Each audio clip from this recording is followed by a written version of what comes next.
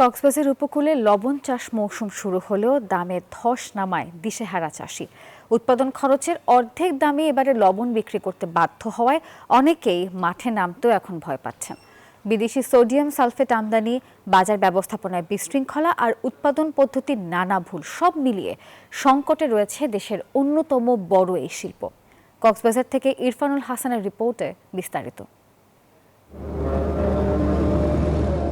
শীতের আগমনের সাথে সাথে জমজমাট হয়ে ওঠার কথা কক্সবাজারের বিস্তীর্ণ লবণ মাঠ, কিন্তু এবার মাঠে নেই সেই ব্যস্ততা, নেই সুখবরও। দামের এমন পতন দীর্ঘদিনেও দেখেননি চাষিরা। তাদের অভিযোগ, বিদেশ থেকে সোডিয়াম সালফেট আমদানির কারণেই বাজারে ভরাডুবি। কাস্টমার না পাই আরো তখন নুনের দর সস্তার হারে আগে তো নুনের দর আসলে 12-13 টাকার বস্তা নুন আসছিল, তখন আর 500 টাকার মূল্য পাইলাম। আমরা তো 40-50 টাকা উপরে টাকা পাবো না। আমরা এখন সদরের কাছ থেকে 50-60 টাকা অগ্রিম টাকা। একমাত্র স্মার্ট সিটি বসুন্ধরা, আধুনিকতায় এক ধাপ এগিয়ে।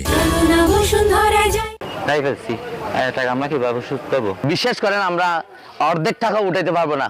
অবশ্য বিসিক কর্মকর্তারা বলছেন, চাষিদের পদ্ধতিগত ভুলেও দামের সংকট তৈরি করছে। নির্দেশনা মেনে উৎপাদন করার পরামর্শ তাদের। নিজেরাই নিয়মিত লবণ নিয়ে আসলে গবেষণা করছি যে কিভাবে আমাদের চাষ পদ্ধতিটা আরো উন্নত করা যায়। এই বছরও আমাদের প্রশিক্ষণ কার্যক্রম ইতিমধ্যেই শুরু হয়েছে।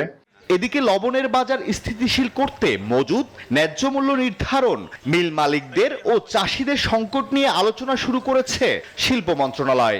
উৎপাদনকারীরা পাচ্ছে না, ন্যায্য মূল্য পাচ্ছে না, এবং তাদের ন্যায্য মূল্য কিভাবে পাওয়া যায় সেটার জন্য আমাদের একটা পাওয়ার পয়েন্ট প্রেজেন্টেশন হয়েছে। পরিসংখ্যান বলছে 2025-26 মৌসুমে কক্সবাজার উপকূলে অন্তত 41,000 চাষি লবণ চাষে নামবেন। Desk report, news 24।